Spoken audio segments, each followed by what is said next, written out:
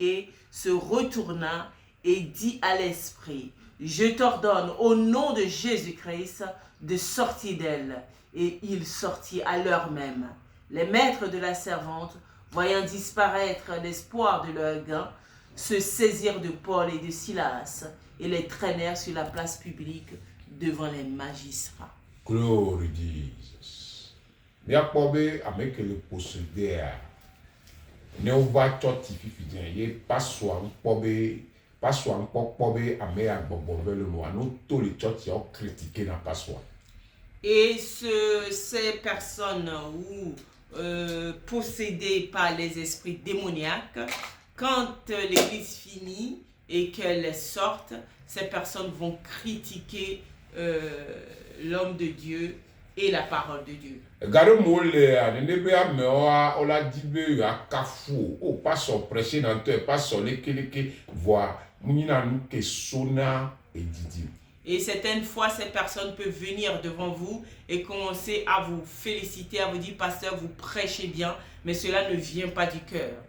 Avec belema ba home ye gbegbe pona po subo ye be la no pompo subo no critiquer ma uba me alo ma ubo vio kwa ne ne ba me elle est possédée par esprit de parler.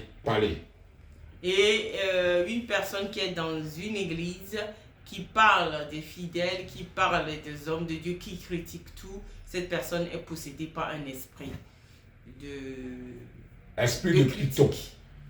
Au Bayonne, esprit de Python. C'est aussi l'esprit de Python. Alléluia. Est fatigué, ma ouba mère. Et c'est écrit qu'elle a fatigué l'homme de Dieu. Alléluia.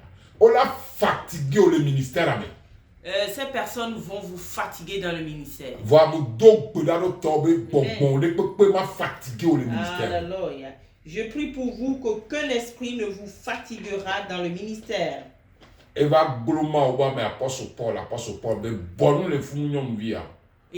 l'apôtre Paul était fatigué et il a fait taire la dame.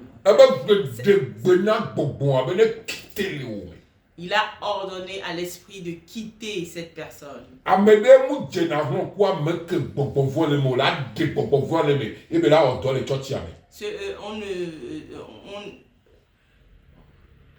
Si une personne est possédée par les esprits démoniaques, il faut commander cet esprit pour que la personne soit libérée et travailler dans la maison de Dieu. Ça veut dire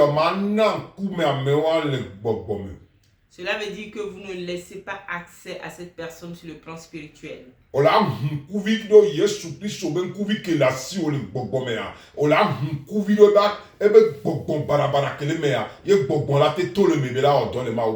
Tu dois avoir un esprit ouvert. Il faut que ton esprit soit ouvert pour identifier cette personne et délivrer la personne.